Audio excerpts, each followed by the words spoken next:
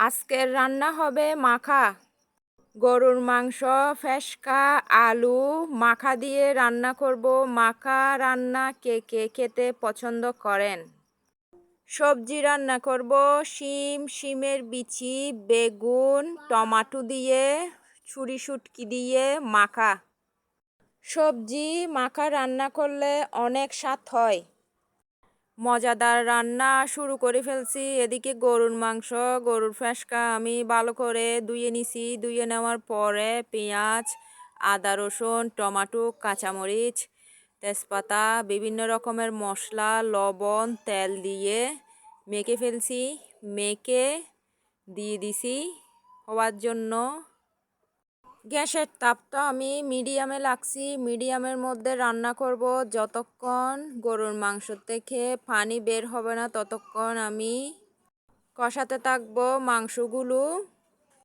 গরুর মাংসতে আমি এখনো পানি ইউজ করিনি, পানিটা বের হয়েছে।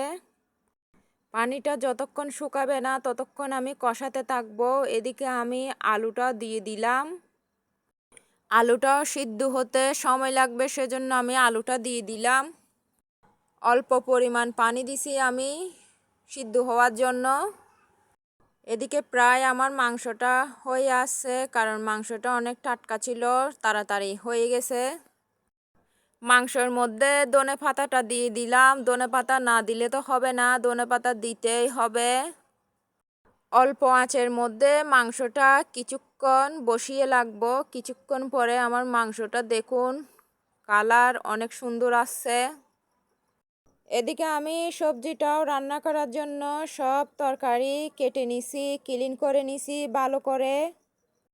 সবজিটাও আমি মাখা রান্না করব। দিয়ে দিলাম শিমের বিচি, শিম, বেগুন, শুটকি, ছুরি শুটকি। আমরা চাটগাঁয়েরা শুটকি বেশি খেয়ে থাকি।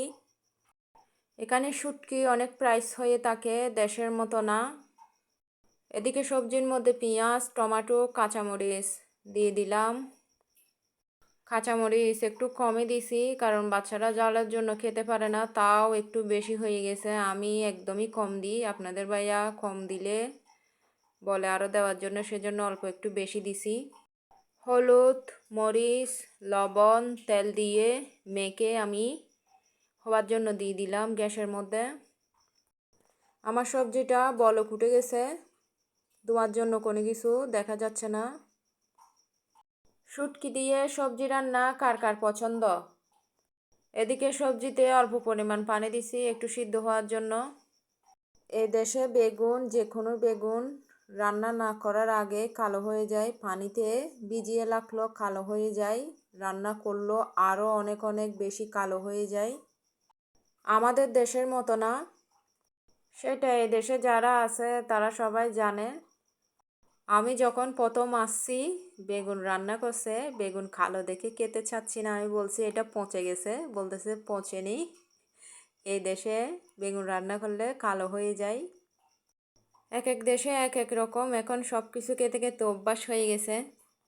এদিকে আমার সবজিটা হয়ে গেছে, আবার টমেটো দিয়ে দিলাম, তারপর ধনেপাতা দিয়ে দিলাম। একটু অল্প তাপের মধ্যে সবজিটা বসিয়ে রাখলাম। এদিকে আমি সালাদ বানানোর জন্য নিয়ে নিলাম পেঁয়াজ, কাঁচামরিচ, টমেটো, ধনেপাতা, গাজর আর পুদিনা পাতা।